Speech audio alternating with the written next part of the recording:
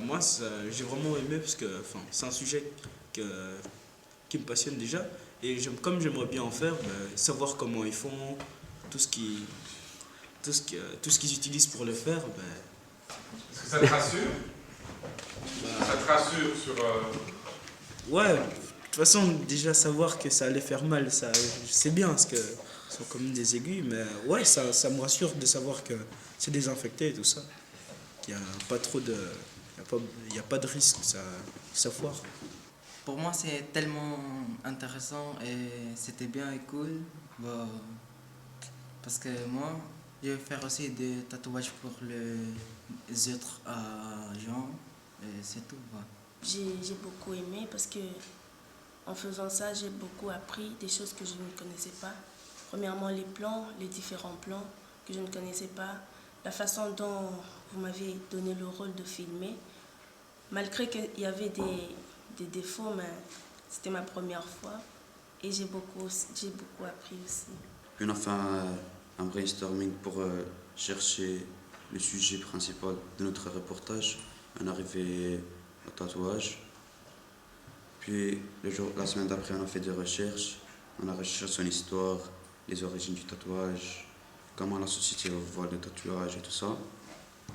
Et puis on a fait différents groupes et chaque groupe travaillait sur... il y avait un groupe qui travaillait sur l'histoire, il y avait un groupe qui travaillait comment on voit le tatouage dans la société, comment les jeunes voient les tatouages, comment un tatoueur peut aider un jeune qui veut se faire tatouer, tout ça. Moi, j'ai trop aimé parce que c'était un sujet très intéressant. J'ai appris plein de choses que je ne connaissais pas, surtout les différents plans.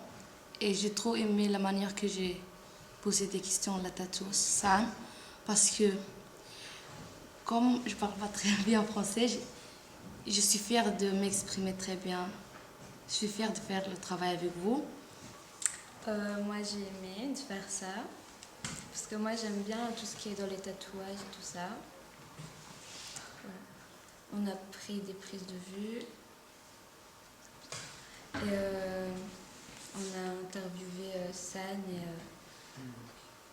comment elle s'appelle? Martine. On est parti au salon de tatouage, on a vu des couleurs et tout, des dessins, c'était bien. Ok, et quoi, au niveau du reportage en lui-même? C'était bien, la voix off et tout, et les interviews aussi. Qu'est-ce que c'est une voix off? C'est la voix là qui part pendant les images. Il faut faire attention et bien réfléchir avant de faire un tatouage aussi, parce que c'est pas un truc à prendre à la légère. Il faut bien y réfléchir et si c'est trop visible, c'est un peu embêtant, quoi. On a écrit les textes pour la voix off, que c'est moi qui l'ai fait. Dans la caméra. Les gros moches. Maquillage.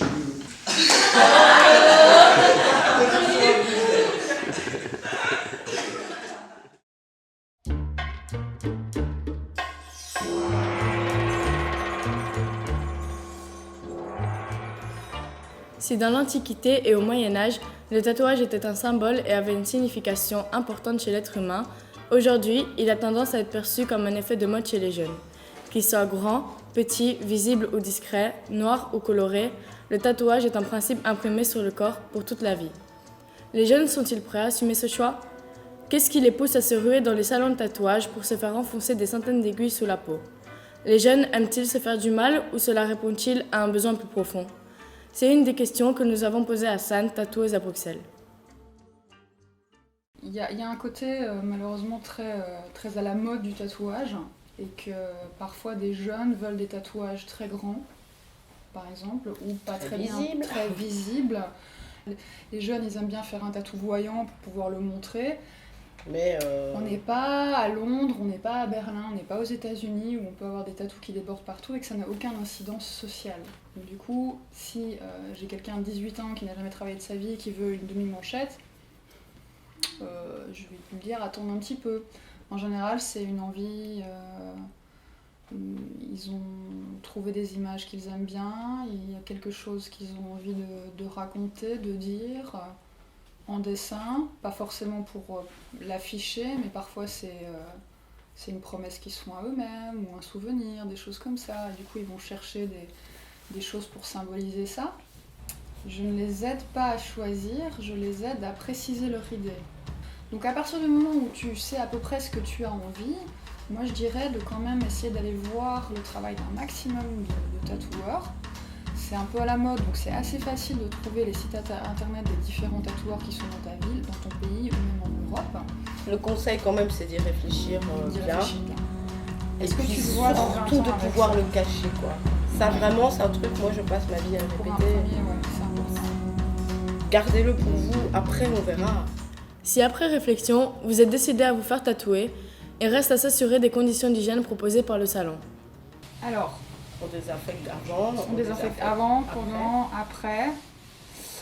Après ceci, l'aiguille c'est à usage unique pour la personne et puis on la jette. Ok ? Il y a des buses comme ça qui sont jetables, en plastique aussi. Celles-ci sont en métal, donc elles doivent être décontaminées, nettoyées et stérilisées avant de pouvoir les réutiliser. Donc on utilise plein de matériel, genre un ultrason, un autoclave, des produits, comme en pharmacie, comme en dentisterie. Le tatouage est à la mode, ce qui pousse bon nombre de jeunes à se ruer dans les salons de tatou pour demander d'immortaliser sur le corps l'image qu'ils ont choisie. Souvent, les tatoueurs refusent parce que les jeunes n'ont pas d'accord parental. Dans le cas où ils sont autorisés à le faire, il convient de les mettre en garde sur le caractère définitif du tatouage qu'ils s'apprêtent à faire réaliser sur leur peau. Il vaut souvent mieux attendre que le regretter après. Un tatouage, c'est pour la vie. Pensez-y.